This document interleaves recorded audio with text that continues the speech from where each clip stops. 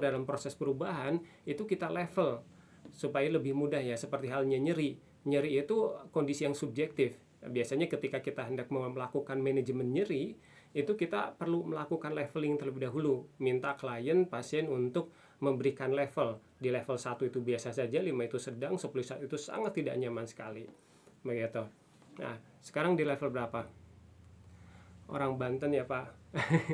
Kenapa kok kenapa nebaknya orang Banten? Saya orang untuk saat ini saya domisili di Bandung. Level 3. Baik. Terima kasih ya bagi yang hadir di room ini. Berharap semakin bahagia, semakin sehat, berlimpah dan berkah selalu. Kita akan support energi positif. Berharap energi yang kita hadirkan, kita koneksikan kepada siapapun yang hadir di room ini. Berharap memberikan efek kemudahan dalam hal apapun, karena kita tahu bahwa everything is connected. Di tataran energi kita semua saling terhubung. Bisa jadi ada energinya yang lagi bagus nih, yang mampir di room ini bisa memberikan pengaruh yang positif juga kepada yang lain yang membutuhkan untuk mendapatkan vibrasi energi yang positif. Kita saling support ya. Oke. Baik, pengen aku yang dulu Pak, semenjak jadi berubah dunia aku. Oke. Nah, boleh setelah di leveling ya, level kondisi saat ini ya, 1 sampai 10 begitu. 1 itu biasa saja, 5 sedang, 10 itu sangat tidak nyaman, tentukan level saat ini. Nah, kemudian level targetnya, mau turun di berapa? Tentukan targetnya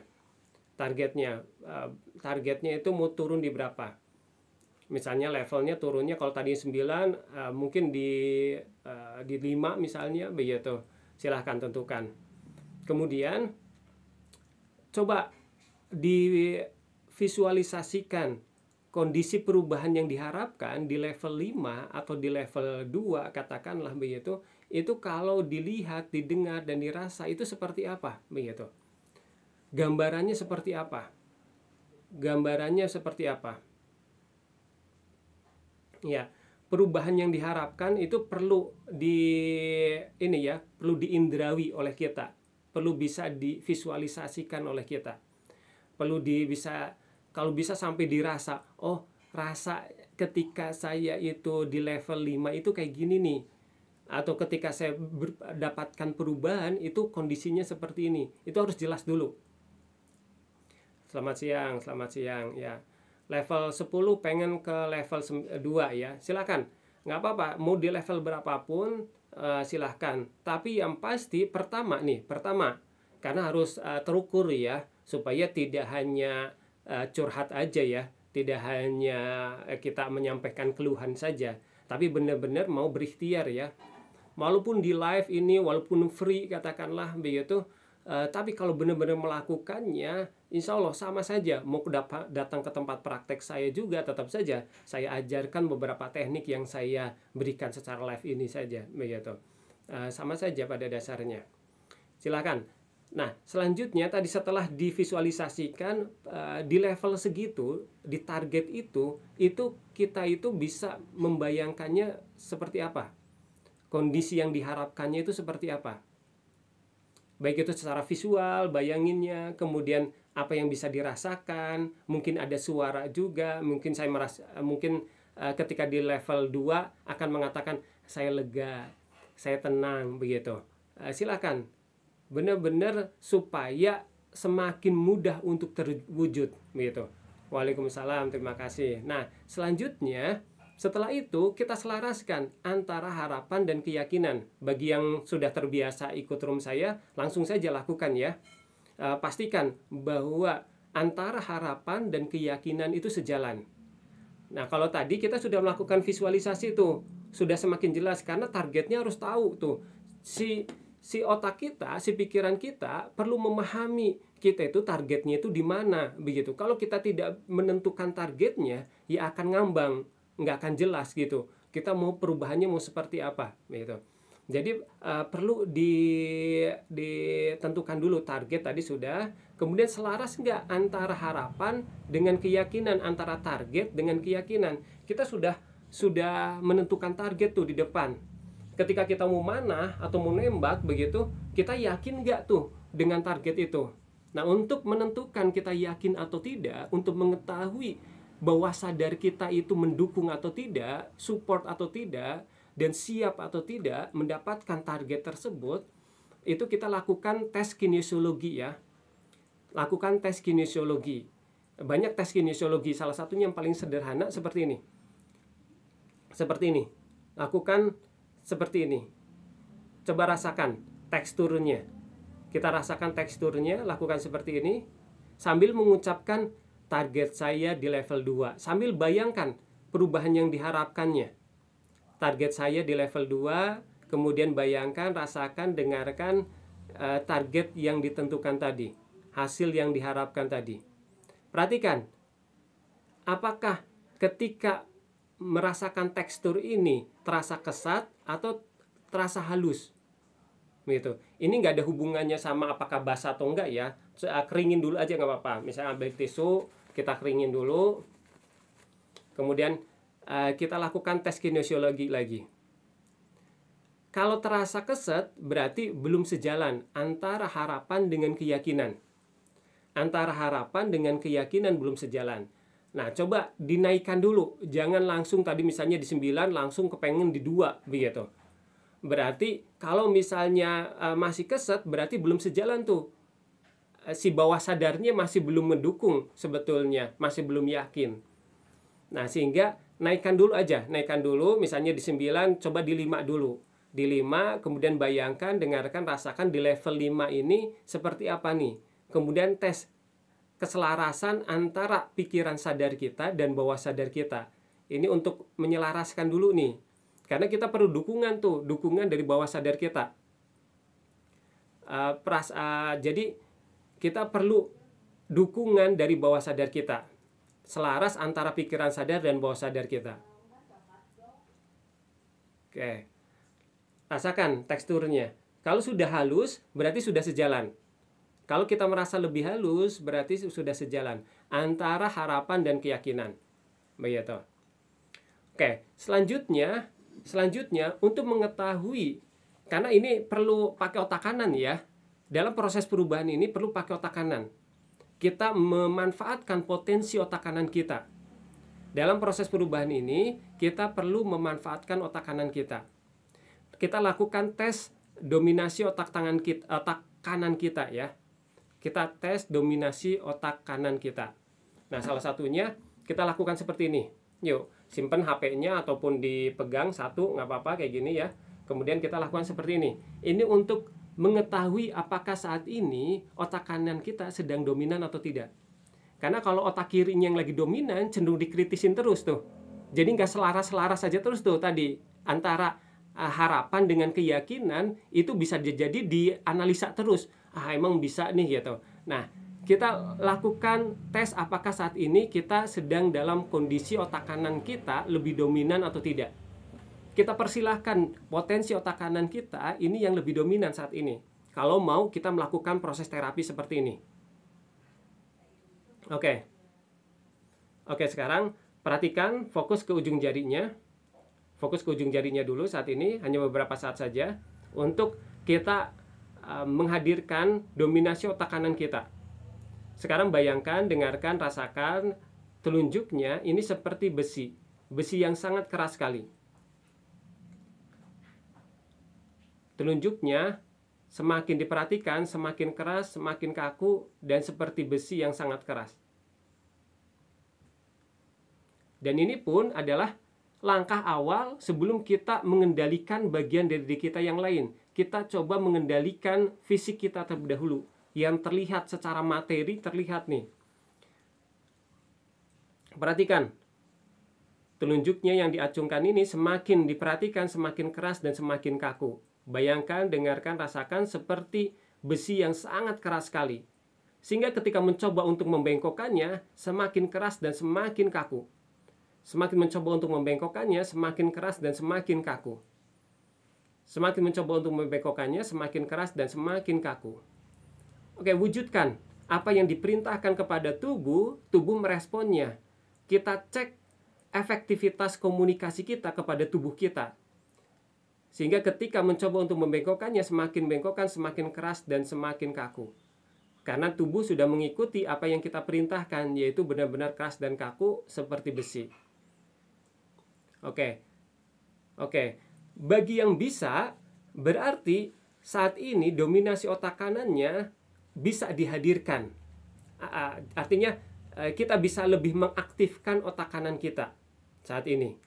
Dan kita sudah membuktikan bahwa komunikasi kita efektif kepada tubuh kita. Karena sebelum kita komunikasi kepada sisi kita yang lain, emosi kita atau bagian-bagian dari diri kita yang lain yang tidak nampak, yang di dalam diri kita, begitu. Sebelum ke sana, kita komunikasi kepada apa yang nampak dulu nih, tubuh kita dulu aja nih. Tubuh kita dulu aja. Kalau kita kepengen bisa lebih mengendalikan pikiran kita, kemudian rasa tidak nyaman di kepala kita, kelayengan, segala macam itu, kita mulai bisa komunikasi dulu dengan tubuh.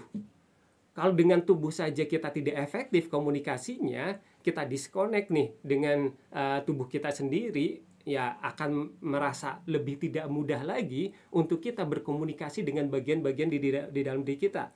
Ataupun kita komunikasi untuk misalnya ada lambungnya sedang tidak nyaman misalnya gitu. Nah, itu kita perlu pastikan dulu, kita sebetulnya connect nggak sih? Ada chemistry nggak dengan tubuh kita sendiri?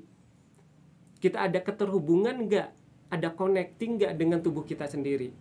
Pikiran kita loh ya, pikiran kita nyambung gitu. Jadi jika selama ini kita ngerasanya bahwa saya kepengennya kayak gini, kok tubuh malah memunculkan tidak nyaman. Saya kepengennya nyaman, kok tubuh munculkannya nggak nyaman. Ya karena nggak connect gitu. Karena nggak connect. Nah, cek konektivitasnya salah satunya dengan ini. Kalau kita bisa seperti ini, berarti kita connect, efektif komunikasi kita, dan kita bisa mendominasikan aktivitas otak kanan kita saat ini. Begitu. Nah, selanjutnya, kalau sudah ya, kita tarik nafas dulu. Kemudian relax, kemudian bisa dibengkokkan.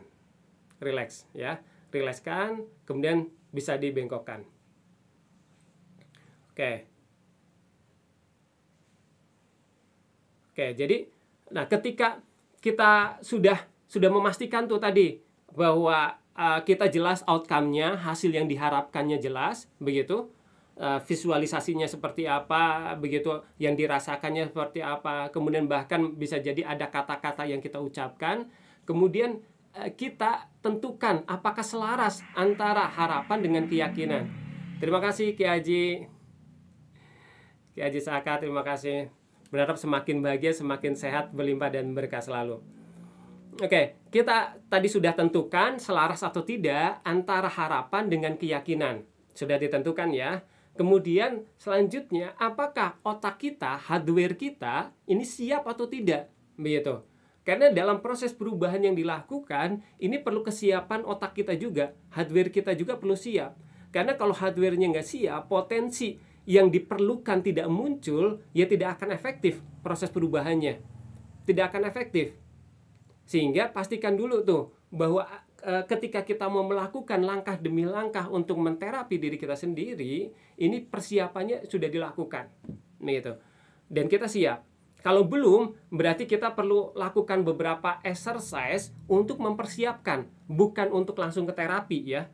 Jadi ada beberapa orang yang justru perlu persiapkan dulu langkah tahapan untuk persiapannya. Jadi sebuah proses itu seperti biasa, ada pre, ada intra, ada post. Ada sebelum, saat, dan sesudah. Nah, kita pastikan dulu sebelumnya, prepare-nya, ini kita udah benar atau belum. Jangan asal terapi aja. Jangan asal kita kepengen langsung berubah aja, begitu. Terima kasih Ki Haji.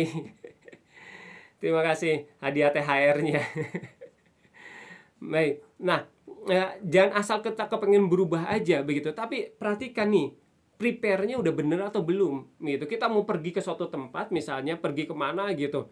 Kita belum persiapan, kepengennya langsung aja. Di tengah jalan bisa jadi kita kelabakan, ternyata kita nggak bawa bekal air minum. Kemudian kita kehausan di tengah jalan. Dan kita nggak akan sampai kepada tujuan kita kalau kita tidak melakukan langkah persiapan yang benar. Begitu. Pastikan potensi resources, sumber daya yang kita miliki itu siap.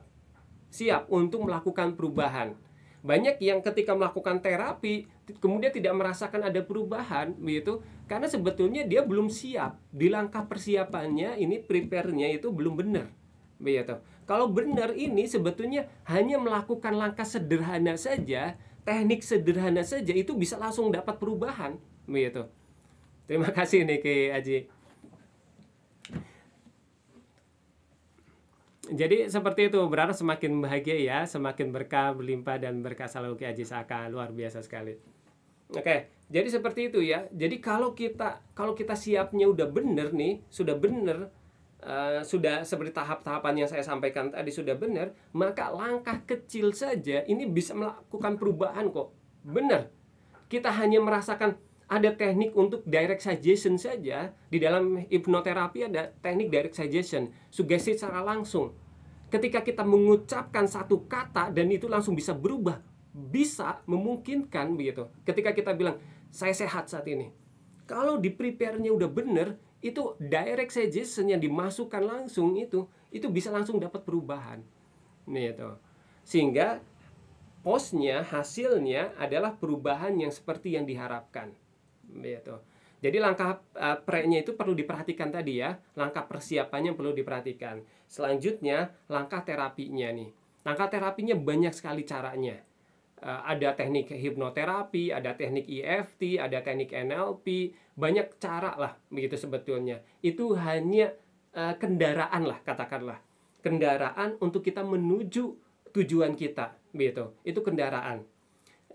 Nah, kendaraan ini ya tadi akan menghantarkan kepada tujuan kita, gitu. Kalau kitanya sudah siap, gitu. Persiapkan semuanya. Nah, saya biasa lakukan EFT dulu aja ya. Belakangan saya sharing EFT dulu aja supaya lebih mudah saja. Tadi sampai kita lakukan masas di sini, pijat di sini. Dimasas di sini ya, agak sedikit keras supaya benar-benar terangsang saraf-saraf yang ada di sini ya, untuk memperlancar peredaran darah dari jantung ke otak. Gitu. Ini juga tahapan ini sangat penting sekali karena kalau oksigennya nggak adekuat, istilahnya tidak terpenuhi dengan baik, ya tidak akan bisa memproses proses yang sedang kita jalani ini begitu dengan baik juga. Kita masas di sini. Kemudian kita sampaikan afirmasinya.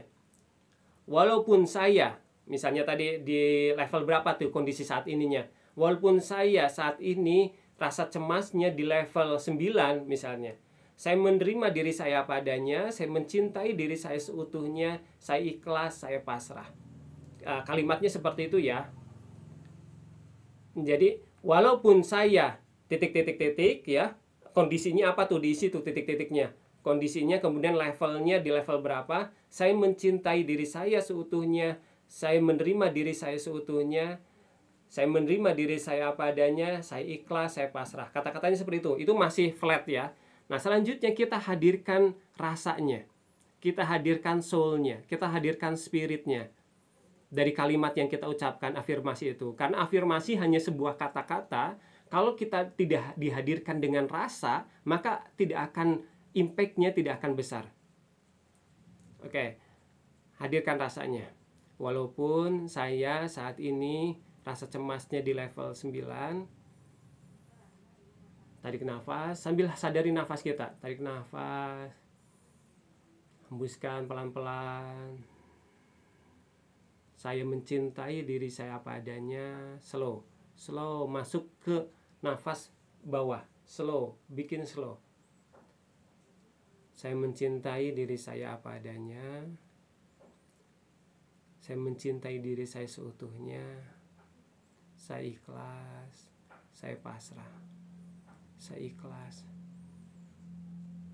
Rasakan resapi ketika mengucapkan saya ikhlas, saya pasrah. Rasakan plongnya ketika bilang pasrah. Berarti benar-benar dipasrahkan nih, benar-benar diserahkan nih, benar-benar dipasrahkan, benar-benar diserahkan. Jika ada sesuatu yang mengganjal, katakanlah seolah bayangkan ini tuh kayak dikasihkan.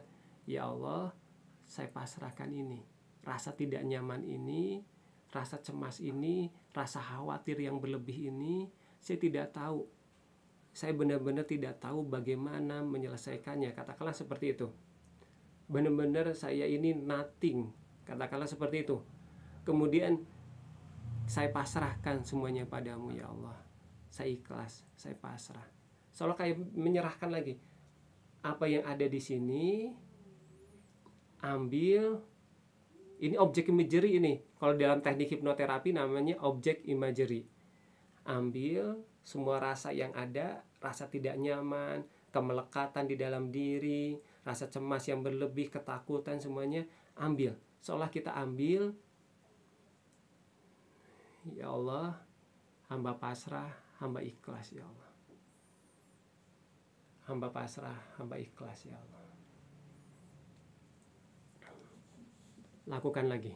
Walaupun saya saat ini, sampaikan, walaupun saya menerima diri saya apa adanya, saya ikhlas, saya pasrah ya Allah. Benar-benar dinolkan lagi, benar-benar dinolkan. Oke, lanjut ke sini. Lanjut di sini, diketuk-ketuk, ya, yang agak sedikit keras. Walaupun saya saat ini rasa cemas saya, rasa khawatir saya, rasa tidak nyaman di level berapa sebutkan, baik itu kondisi fisik ataupun non fisik, silahkan sampaikan aja. Saya menerima diri saya apa adanya, saya mencintai diri saya seutuhnya, saya ikhlas, saya pasrah. Kemudian di sini lakukan. Bagi yang sudah terbiasa mengikuti, lakukan. Kemudian benar-benar hadirkan, benar-benar. Jangan ini sebagai kayak seolah formalitas saja, kayak ya udah melakukan saja seperti ini, tapi benar-benar perlu dihadirkan. Pikiran, perhatian, kesadaran kita benar-benar hadirkan saat ini.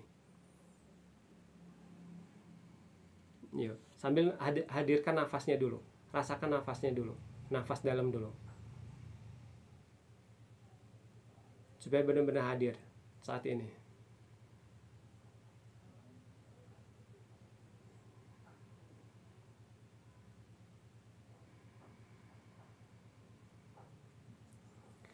Walaupun saya merasa cemas di level 9, walaupun saya merasa khawatir di level 8 katakanlah, walaupun saya sedang tidak nyaman fisiknya, sedang dalam kondisi sakit, saya menerima diri saya apa adanya, saya mencintai diri saya seutuhnya, saya ikhlas, saya pasrahkan semuanya padamu ya Allah. Benar-benar bayangkan seolah kita mengambil sesuatu dari diri kita dan kita pasrahkan. Kita pasrahkan, baik itu dari hati kita, katakanlah jika ada sesuatu yang melekat di hati kita, yang membuat kita malah jadi galau, malah jadi khawatir yang berlebih, bisa jadi sesuatu yang berhubungan dengan finansial, berhubungan dengan kesehatan, ada kekhawatiran yang berlebih di sini. Ini lepaskan, kemelekatannya lepaskan. Yuk, boleh bayangkan seolah diambil. Ini objek imagery ya, objek imagery di dalam teknik hipnoterapi. Ini adalah teknik objek imagery. Ambil, lepaskan. Lepaskan. Dan kalau kita masuk pada kesadaran energi, kita meyakininya, maka kita benar-benar sedang mengambil energi negatifnya tuh. Kita bayangkan, rasakan, kita hadirkan kita pada kesadaran energi. Kita ambil, kita lepaskan. Kita ambil, kita pasrahkan. Yuk, ketuk-ketuk lagi. Kemudian di bawah mata, ketuk-ketuk lagi. Walaupun saya kondisinya saat ini, misalnya kondisi fisik, non fisik, kondisi apapun, sampaikan, saya menerima diri saya seutuhnya, saya mencintai diri saya apa adanya, saya ikhlas, saya pasrah. Kemudian di sini di bawah, lakukan. Setiap tahapannya lakukan dengan benar-benar dirasakan, dihayati melakukannya. Kemudian di sini.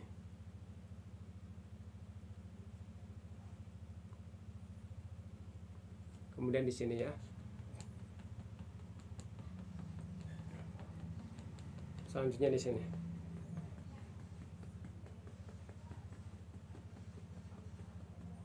Oke, Sekarang sadari nafas. Nafas dalam lewat hidung, hembuskan lewat hidung.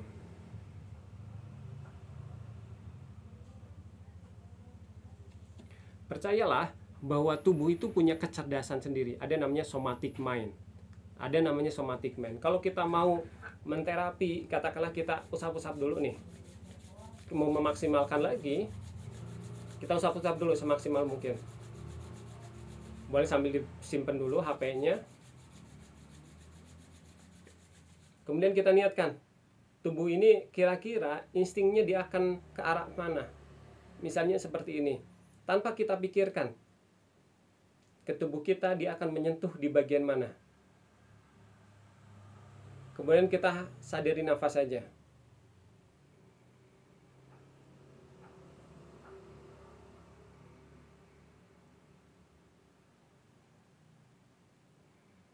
Dan benar-benar terreset lagi, baik itu pikiran, tubuh, dan hati kita.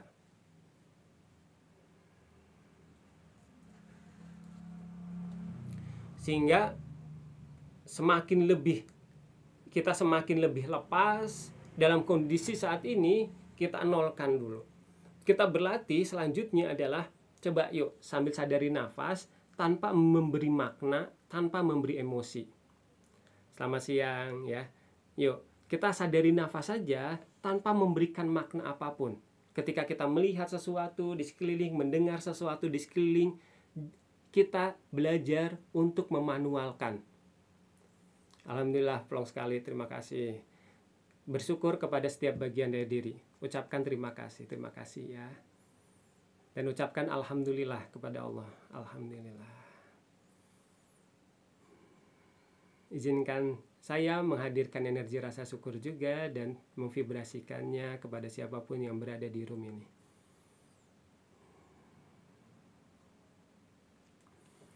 Oke.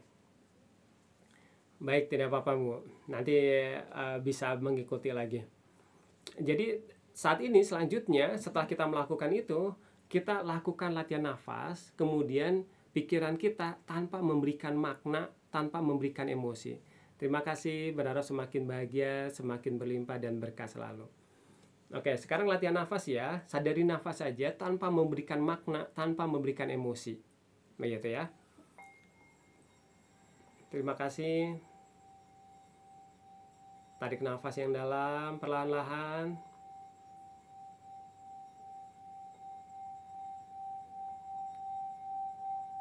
Hembuskan perlahan-lahan.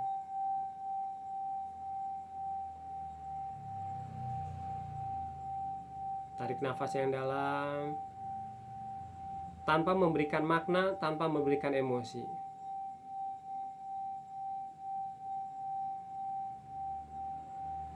Hanya menyadari nafas saja. Tarik nafas yang dalam,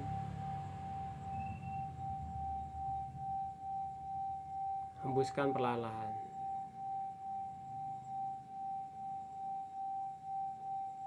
Tarik nafas yang dalam,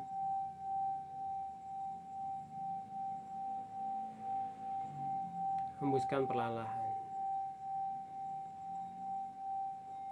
Nah, kita bisa melakukan latihan itu sendiri ya, secara mandiri. Silahkan lakukan. Satu momen kita coba duduk, kemudian kita belajar untuk memahami nih. Kita tidak memberi makna dan tidak memberi emosi terhadap informasi yang masuk ke dalam diri kita. Terima kasih, berharap semakin bahagia, semakin sehat, berlimpah dan berkah. Jadi bukan terkadang ya, sering dalam keseharian kita itu memberikan makna, dan makna itu akan dikaitkan dengan emosi tertentu. Alhamdulillah, relax, alhamdulillah. Ya, tadi. Jadi kita sering memberikan makna terhadap sesuatu, dan makna itu menghasilkan emosi tertentu, rasa tertentu. Dan itu seringnya secara otomatis, tergantung dari pengalaman kita pribadi. Nah, agar kita bisa memberikan makna dan emosi yang lebih positif, kita mulai sadari dulu, kita jeda dulu. Dalam beberapa waktu, kita lakukan jeda dulu, untuk diri kita tanpa memberikan makna atau emosi terhadap informasi apapun yang didapat. Supaya nanti kita bisa beralih lebih mudah untuk kita memberikan makna dan emosi yang lebih ke positif dan memberdayakan diri kita. Betul, walaupun dalam keseharian kita lebih banyak dibawahi oleh pikiran bawah sadar kita,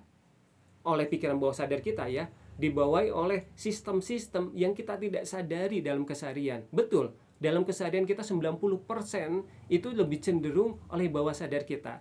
Tapi jangan terlalu juga diserahkan semuanya ke situ. Kita punya PR untuk kita juga berlatih mengambil alih beberapa hal yang kita bisa ambil alih, lakukan.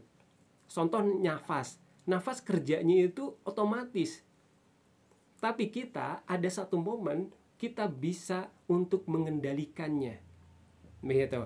Kita bisa untuk mengevaluasi kembali nafas kita ini dalam kondisi yang ritmenya bagus atau enggak.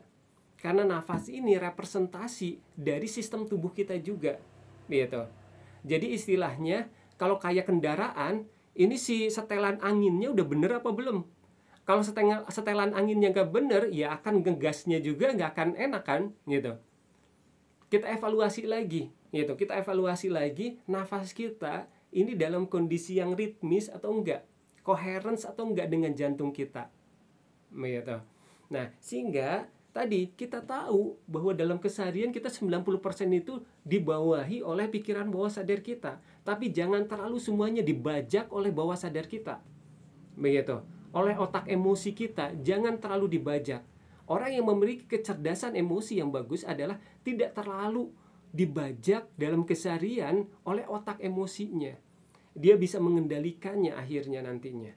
Jadi memang kita punya PR sebetulnya untuk kita mulai masuk kepada area-area bawah sadar kita yang kita tidak sadari, untuk kita mulai merambah ke sana dan berikan perhatian ke sana, dan kita mulai untuk belajar mengendalikannya. Begitu. Jangan autopilot semua. Karena terkadang ketika autopilot semua, kita tidak tahu bahwa ini diarahkannya kemana oleh bawah sadar kita. Karena secara autopilot, begitu. Nah, autopilotnya kalau itu sudah disetting dengan bagus nggak apa-apa. Tapi kalau disettingnya oleh informasi-informasi yang kurang tepat dari masa lalu kita, dari apa yang ditanamkan oleh lingkungan misalnya, begitu, autopilotnya ke arah yang nggak tepat tentunya. Berbeda jauh dengan apa yang kita harapkan saat ini. Dulu tujuannya mungkin kayak gitu. Sekarang sudah berbeda. Sehingga jangan dibiarkan autopilot ke sana. Kita punya destination misalnya saat ini itu ke sana. Misalnya ke Amerika misalnya, begitu. Dulu destinationnya itu ke mana, ke Afrika misalnya, begitu. Ini masih autopilot ke sana aja terus gitu. Sedangkan kita sudah punya destination yang berbeda saat ini. Nah, apakah kita sudah memberikan waktu untuk setting lagi tuh autopilotnya supaya sesuai dengan destination sekarang? Nah, sehingga kita mulai belajar untuk merambah kepada area-area yang kita tidak sadari. Biasanya kita mulai kendalikan, mulai dari nafas kita, mulai dari emosi kita, begitu. Yang biasanya itu autopilot kerjanya memang, begitu. Kerjanya tanpa kita sadari. Tapi orang-orang yang mulai masuk merambah kepada area-area yang tidak disadari oleh banyak orang, dia akan menjadi bagian orang-orang, golongan orang-orang yang menjadi lebih berdaya. Menjadi lebih positif karena dia bisa mengendalikan bagian-bagian tersebut yang tidak disadari oleh orang banyak, kebanyakan orang. Jadilah bagian orang-orang yang menjadi golongan orang yang masuk kepada area tersebut dan bisa mengendalikan area-area yang tidak disadari. Bahkan ya lebih utuhnya lagi kalau saya menyampaikan, jadilah raja atas dunia internal diri kita sendiri. Dimana mungkin kebanyakan orang masih belum menyadari bagaimana menjadi raja, begitu. Bahkan tidak menyadari teritori yang ada di dalam dunia internalnya, begitu. Saya baru bergabung jadi belum paham. Ya, nggak apa-apa, ikutin saja dulu. Silakan Jika mau bertanya-tanya silakan, nggak apa-apa. Oke, jadi tadi kita mulai belajar ya. Kenapa bernafas secara alami otomatis lebih enteng dibandingkan kalau nafas diatur in out-nya? Karena belum terbiasa saja sebetulnya, belum terbiasa, belum mendapatkan kenikmatannya. Kalau sudah mendapatkan kenikmatannya, efek dari kita menyadari nafas, nanti ada hormon kebahagiaan yang didapatkan. Nanti akan ada rasa nikmatnya. Makanya orang yang berlatih relaksasi, meditasi, yang mengatur nafas, itu akan ketagihan karena ada mabuk alamiah sebetulnya. Begitu. Yang merasa masih berat sebetulnya karena masih belum terbiasa aja sebetulnya. Belum dapat nikmatnya gitu. Belum dapat titik larutnya ketika merasakan nafas. Kalau sudah dapat itu, kalau bisa setiap saat dimanualkan, saya memilih bisa dimanualkan. Karena ketika merasakan menyadari nafas, saya bisa merasakan nih rasa tenang, nyaman.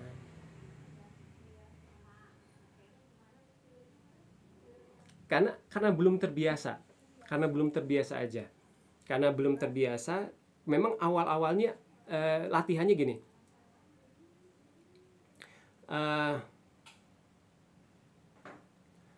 Jadi begini.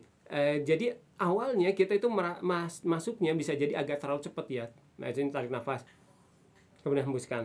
Nanti lama kelamaan ya, karena ini juga ngelatih kesabaran. Lama kelamaan pelan banget, tarik nafasnya pelan banget.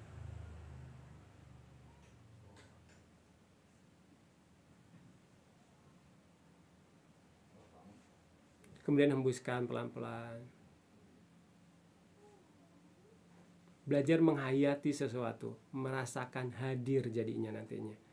Ketika kita, karena terkadang tadi kita pikirannya kemana-mana segala macam gitu, sehingga kita tidak hadir, kita tidak larut dalam satu titik nafas kita, sehingga nggak bisa ngerasakan kenikmatannya begitu.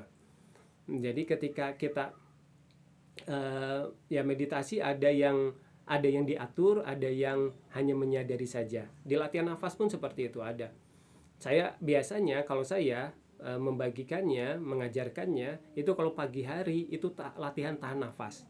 Tarik nafas, tahan sekuat mungkin, kemudian baru hembuskan. Kalau siang hari itu ngatur nafas saja, tarik nafas, langsung hembuskan. Kalau malam hari itu sadari nafas saja, gitu. Kalau melakukan itu rutin, saya jamin, insya Allah ya, insya Allah, saya jamin itu perubahan itu didapatkan. Kalau rutin ya, karena perlu istiqomah melakukan, dan bukan bim salah bim langsung berubah saat itu juga, gitu. Karena perlu keistiqomahan dan perlu menyadari ketika sudah ada perubahan, bukan berhenti saya sudah enakan nih, tidak melakukan apa-apa lagi. Enggak, proses ini adalah proses yang berkelanjutan, bukan proses yang saat ini sudah tahu caranya kemudian lakukan udah selesai. Ini bukan obat. Ini adalah jalan hidup yang akan menjadi kebiasaan untuk kita selanjutnya, begitu. Jadi bukan obat yang udah diminum antibiotik sampai selesai, udah itu selesai, udah gitu. Jadi ini berkelanjutan, seperti menjaga kesehatan fisik kita. Kesehatan mental kita juga perlu dijaga, dan perlu ada exercise yang perlu dilakukan setiap hari. Sampai kita meninggal baru berhenti. Gitu. Kalau kita mau ngejaga nih kesehatan mental kita, karena otak kita itu enggak diem aja. Dia pilihannya ada dua, upgrade atau downgrade. Kalau kita berhenti ya akan downgrade. Kenyataannya seperti itu. Perubahan itu terus terjadi kan.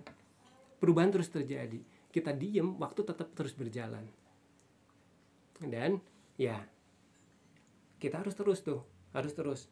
Memang kita perlu tuh maintenance terus. Ke kendaraan aja kita mungkin ada yang setiap hari mencuci kendaraannya gitu, ngerawat kendaraannya. Nah, apalagi apa yang ada di dalam diri kita.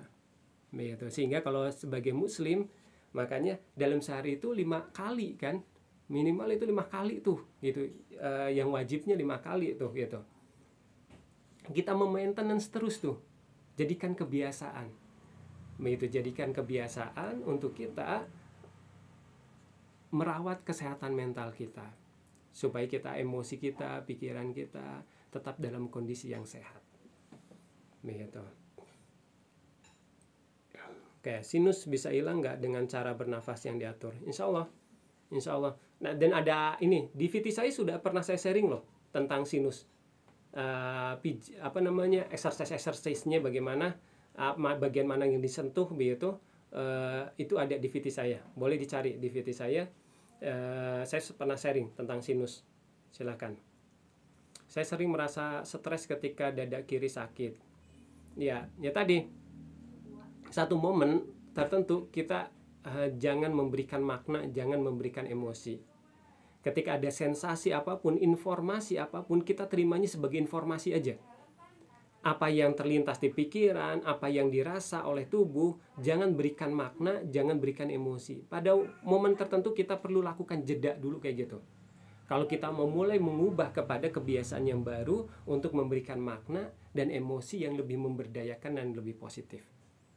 Gitu. Jadi supaya nggak stres tuh. Stres itu kan karena kita memberikan makna tuh.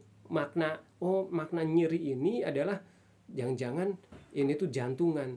Jangan-jangan jantungan nanti akan kena serangan jantung gitu. Kena serangan jantung, aduh, saya takut meninggal. Saya khawatir, saya cemas. Nah, memberikan rasa seperti itu tuh. Makna menghadirkan rasa. Nah, sehingga ketika ada sensasi tertentu, jangan berikan makna apapun. Ada momen di mana kita jangan berikan makna apapun, jeda dulu. Oke, ada rasa ini. Terima dulu aja. Sadari nafas, terima dulu aja. Oh, ada informasi nyeri ini. Gitu. Ada informasi, ada sensasi tertentu. Kita buat general ke atas. Jadi sesuatu itu bisa general, bisa spesifik. Begitu. Terkadang kita spesifik memberikan makna tertentu dan rasanya rasa tertentu yang cenderung ke arah negatif. Begitu. Nah, kita mulai jeda tanpa memberikan makna, tanpa memberikan emosi. Setelah itu kalau kita sudah bisa, baru kita ubah kepada makna dan emosi yang lebih ke arah positif. Begitu. Untuk kelenjar bisa insya Allah karena pikiran, tubuh dan jiwa dan hati itu saling terhubung. Saat tiup nafas secara perlahan, kadang baru beberapa saat sudah muncul rasa ingin tarik lagi. Gimana? Iya, karena belum terbiasa aja. Sehingga kalau latihan nafas dengan pelan gitu, kalau saya itu kayak ngegigit. Jadi gigi geraham atas sama bawah itu ditemukan. Gini, kayak ngegigit, kayak jadi pijakan gitu. Kalau kita ngangkat berat yang agak berat, perlu ada pijakan yang kuat kan, misalnya begitu kan. Nah, dengan menggigit kayak gitu, saya bisa ngerasanya sih kalau saya pribadi lebih stabil nafasnya. Tarik nafas, jadi nggak tersendat-sendat gitu. Hembuskan. Nah, latihannya memang bertahap ya, jangan sehingga tadi nggak ditarget harus berapa lama tarik nafasnya begitu kalau di awal ya. Silakan lakukan senyaman mungkin, dapat nyamannya dulu aja di awal itu. Jangan jangan langsung banyaknya begitu, jangan langsung kuantitasnya, tapi kualitasnya dulu, kualitas rasanya dulu. Merasakan nyaman aja dulu, lakukan sampai merasa nyaman dulu. Walaupun belum panjang nggak apa-apa, yang penting nyaman melakukannya. Hadirkan state kondisi nyamannya dulu ketika melakukan aktivitasnya, supaya kita nantinya tahapan-tahapannya selanjutnya itu senang melakukannya begitu. Kalau kita udah ngerasa berat di awal gitu, maka besoknya karena justru yang muncul hormon kortisol, jadi malah jadi trauma. Kayaknya malas kemarin berat banget nih gitu. Jadinya nggak terjadi seperti itu.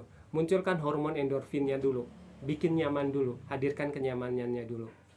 Kita merasa nyaman melakukannya, baru kita tingkatkan perlahan-lahan untuk nafas lebih panjang lagi, kemudian hembuskan lagi pelan-pelan. Awalnya agak cepat nggak apa-apa, nanti lama-kelamaan panjang, kemudian lebih panjang dan pelan begitu, pelan sekali. Baik, terima kasih. Wah, pengetahuan baru ini, jangan memberikan makna. Ya, terima kasih Kang, sama-sama. Dalam melatih nafas secara perlahan, lidah perlu ditekuk nggak ya? Ya ke langit-langit nggak apa-apa, supaya itu semakin ini juga. Jadi ke langit-langit aja, supaya nggak bocor aja ya, supaya nggak bocor. Kalau dalam latihan ini lebih ke langit-langit aja, tempelin ke langit-langit aja, begitu. Iya, tadi kita berlatih untuk tidak memberikan makna, tidak memberikan emosi, supaya itu menjadi momen kita untuk jeda dulu. Jeda tuh. Karena kita akan tahu tuh tadi, ini kebiasaannya mikirnya negatif, kasih makna negatif atau positif nih. Emosinya munculnya emosi yang positif atau negatif. Ketika kita sadar dan memberikan jeda itu tuh, ini kok maknanya ke arah sini ya cenderungnya ya. Kok rasanya munculnya ke sini ya cenderungnya. Oke, tarik lagi. Jangan kasih makna. Jadi belajar untuk misalnya kita ngelihat sesuatu, ya udah ngelihat ini aja, cuman ngelihat aja, biarkan mata ini menerima informasi cahaya, ya udah nerima aja gitu, tanpa ada kita ngasih makna bahwa ini adalah mic wireless misalnya gitu, seperti itu. Kok warnanya hitam ya, saya nggak suka warna hitam ya gitu. Kalau kasih makna, kasih emosi itu seperti itu gitu. Nah, jadi tanpa berikan itu dulu, sehingga nantinya dalam konteks seharian, aplikasi seharian, kita nggak mudah menjudge orang lain juga. Kita tidak mudah menjudge sesuatu bahwa dia kok kayak gini ya, saya nggak suka gitu. Misalnya seperti itu. Kalau kita terlalu mudah untuk memberikan makna dan itu otomatis dan cenderung ke arah negatif, maka kita mudah menjudge, mudah melabeling, begitu. Nah, itu yang kadang kita jadi kebawa terhadap makna yang memang didesain oleh sesuatu untuk diarahkan ke sana. Tanpa disadari dalam keseharian, kita itu akan bertemu dengan hal-hal yang didesain untuk kita memberikan makna tertentu, gitu. Dan akan memunculkan emosi tertentu, gitu. Ini mengarah kepada konspirasi segala macam nantinya. Jadi dalam keseharian kita akan berhadapan dengan hal seperti itu. Orang yang bisa menjeda itu dia akan bisa lebih mengendalikan dirinya, tidak akan mudah terbawa oleh hoax segala macam gitu. Sehingga jangan berikan makna, jangan berikan emosi, hindari untuk melakukan itu terlebih dahulu. Terkadang kita perlu jeda dulu tuh, jangan terlalu otomatis untuk seperti itu. Tenang, begitu, sehingga kita bisa memberikan makna yang lebih memberdayakan. Kita coba melihat dari sisi yang lain, dari sisi kanan, sisi atas, sisi bawah, gitu. Kita melihat dari dimensi-dimensi yang berbeda, gitu. Ya, pada momen ini juga tergantung konteks ya. Nanti jadi lelet dong gitu. Sedangkan saya perlu gerak cepat misalnya memutuskan sesuatu. Tergantung konteks ya. Nanti konteks tertentu yang lain kalau memang memerlukan kecepatan dalam menanggapi situasi ya bisa juga. Gitu, kita bisa latih tetap.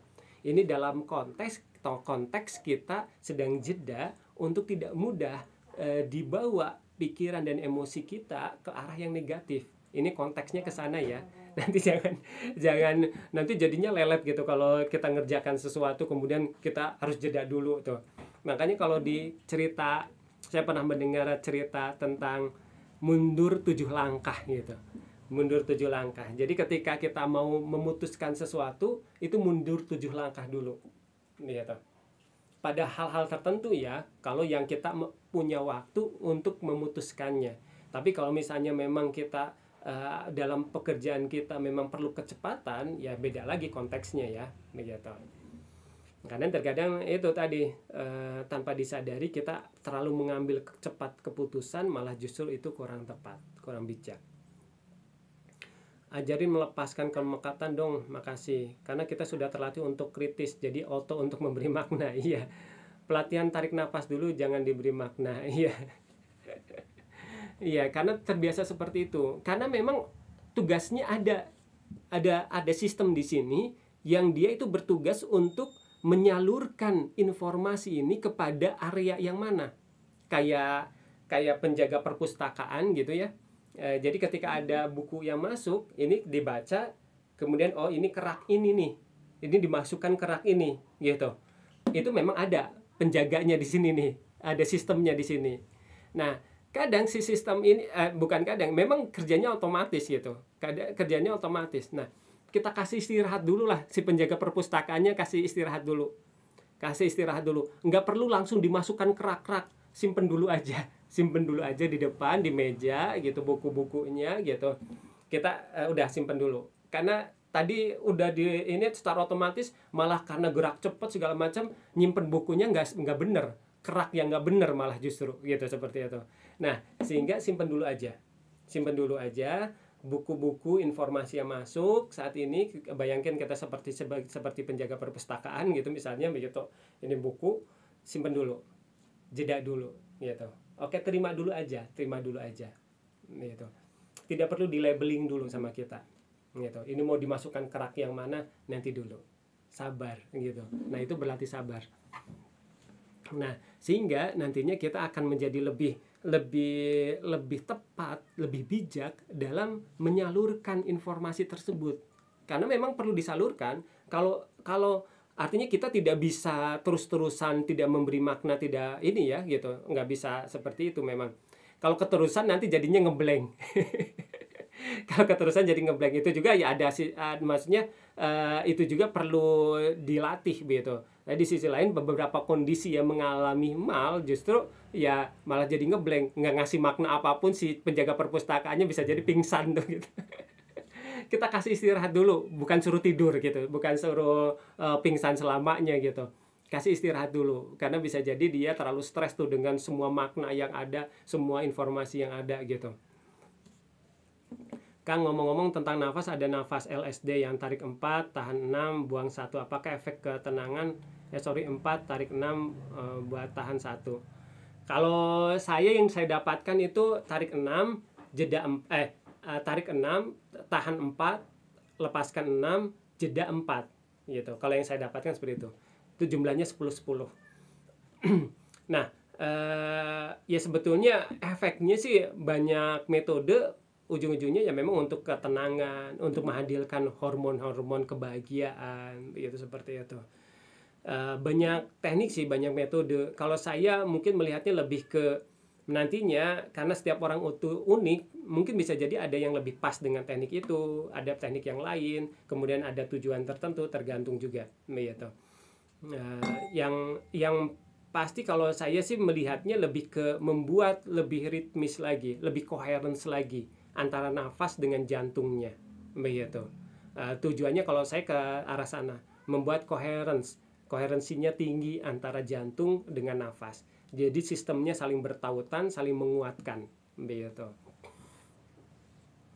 sehingga nanti bisa terukur ya Kang, dengan alat yang itu M-Wave itu. dengan seperti itu. Nah, artinya apakah efektif atau tidak latihan nafas kita? Kalau saya punya alatnya, alat untuk mendeteksi apakah ini tuh menghadirkan koherensi atau tidak, koherensinya tinggi atau tidak, grafiknya itu bagus atau tidak begitu. Saya punya alatnya. Jadi kalau saya memberikan coaching untuk latihan nafas itu bukan hanya secara subjektif, ada objektifnya juga begitu, ada target-targetnya, dan kelihatan reportnya, kelihatan begitu, kelihatan langsung gitu. Jadi memang ada alatnya khusus, namanya M-Wave. M-Wave itu dari HeartMath Institute, dari luar, dan itu memang alat yang diciptakan khusus untuk mengukur kondisi hati kita. Di sini lebih ke hati, lebih ke kolbu, ke jantung begitu ya, apakah coherence atau tidak begitu ya. Jadi nah, salah satunya seperti itu. Jadi ketika kita dalam kondisi puasa ini, selesai melakukan tahapan ketiga terapi sinus, saya langsung bersin bersambung. Ya. Oke. Berharap semakin sehat ya. Sudah lihat VT-nya ya? Berharap semakin lebih sehat lagi. Oke, jadi tadi kita perlu merawat kesehatan mental kita itu berkelanjutan, bukan sesuatu yang ini obat udah diminum udah selesai gitu. Jadi jadikan kebiasaan justru. Alhamdulillah sudah ya, langsung praktek. Alhamdulillah, berharap semakin lebih baik lagi. Bisa dilakukan di pagi hari tuh. Kadang kita kan pagi hari ada beberapa yang ngalamin ini tuh kayak kesumbat gitu, seperti itu lakukan seperti tahapan-tahapan yang saya sharingkan di VT saya tersebut gitu. Pagi hari bisa dilakukan pas pagi hari, bangun tidur lakukan tahapan-tahapannya gitu, supaya lebih plong gitu di pagi hari. Oke, terima kasih siapapun yang bergabung di room ini, berharap semakin bahagia ya, semakin sehat, berlimpah dan berkah selalu tentunya. Oke, nah bagi teman-teman yang belum bergabung di grup, silahkan boleh bergabung di grup ini nih. Di grup ini saya sharing-sharing juga audio terapi, audio hipnosis, hipnoterapi, self hipnosis, ebook juga, artikel-artikel juga. Saya buat artikel-artikel, saya sharing juga di ini ya, di grup WA ini. Ini grup WA, silahkan ketik aja di Chrome, ketik di Chrome bit.ly garis miring ikut gabung grup. Nanti silahkan di enter, nanti akan menuju ke grup WA. Gitu, silahkan request untuk bergabung saja. Kalau nggak sempat sekarang di screenshot aja, di screenshot nanti bisa diketik ketika sudah selesai. Oke, silahkan jika ada yang mau ditanyakan lagi silahkan. Yuk, sambil kita sadari nafas lagi, sadari nafas sambil kita larut dengan nafas. Kita bisa lakukan dalam keseharian ya, sambil aktivitas ya. Jadi kita sambil aktivitas, kalau kita ingat dengan nafas, gitu lakukan, latih nafas. Dan itu melatih mindfulness juga. Kita hadir saat ini, gitu. Dengan kita menyadari nafas, kita sadar juga dengan kondisi saat ini, dengan waktu ini, gitu. Jadi itu bisa menghadirkan kesadaran kita. Pokoknya ketika kita melakukan sesuatu, kita bisa sambil latihan nafas kita, gitu. Sambil kita menterapi diri kita sendiri. Itu bisa dijadikan kebiasaan dalam keseharian kita. Mau yang grogi, public speaking, berbicara depan umum, itu salah satunya yang saya rasakan sendiri ya. Yang saya rasakan sendiri itu pakai teknik nafas itu. Pakai teknik nafas supaya bisa lebih stabil dan nggak ngerasa grogi lagi, begitu. Lebih mudah mengontrol emosinya jadinya. Saya kena GERD anxiety disorder sudah 3 tahun, 1 tahun 3 bulan ini berobat terus ke psikiater, Pak. Oke. Nah, bagusnya kalau saran saya ya dikolaborasi dengan psikoterapi. Selain dari obat psikiater, dikolaborasikan dengan psikoterapi. Psikoterapi itu apa? Ya seperti hipnoterapi, ada pendekatan-pendekatan yang lain untuk bisa menterapi lebih ke psikologisnya, gitu. Jika memang itu perlu untuk diterapi dengan obat berdasarkan diagnosa psikiater, ya silahkan lanjutkan. Di sisi lain supaya nantinya lebih cepat berharapnya begitu proses penyembuhannya, bisa lakukan juga belajar menterapi secara mandiri, begitu. Karena tadi ini sifatnya bukan obat kalau terapi itu. Sifatnya itu kita lakukan berkelanjutan terus menerus, bahkan menjadi kebiasaan ya, begitu. Jadi menjadi lifestyle kita. Saya sudah hipnoterapi 3 orang, 1 orang 9 sesi dan gak ada efeknya sama sekali, Pak. Oke, apa yang sudah dilakukan kalau boleh tahu? Maksudnya teknik apa yang diberikan? Teknik apa yang diberikan supaya saya ada gambaran. Bisa jadi sharing ya, bisa jadi sharing. Teknik yang sudah dilakukan itu nanti saya coba berikan gambaran, mungkin ada teknik tambahan yang bisa dilakukan, begitu. Boleh disampaikan karena kalau di dalam hipnoterapi sendiri minimal ada 14 teknik hipnoterapi. Ada 14 teknik hipnoterapi dan itu bisa jadi bisa dilakukan semuanya bisa atau enggak dilakukan semuanya juga bisa, tergantung dari analisa dari hipnoterapisnya sendiri. Nah, kalau di kami biasanya di awal itu kita lakukan assessment terlebih dahulu untuk mengetahui ini kecenderungan dominasi otaknya itu dipengaruhi oleh otak mana, begitu. Saya menggunakan fingerprint analysis biasanya assessmentnya. Jadi kita tahu ini itu ada enggak korelasinya antara kondisi saat ini dengan kecenderungan genetiknya, dominasi otaknya secara genetik, begitu. Nanti kita bisa tahu Misal contoh nih, pertama cuma digali dari akarnya, habis itu di hipnoterapi. Ya memang kalau tidak dijelaskan tidak paham ya, maksudnya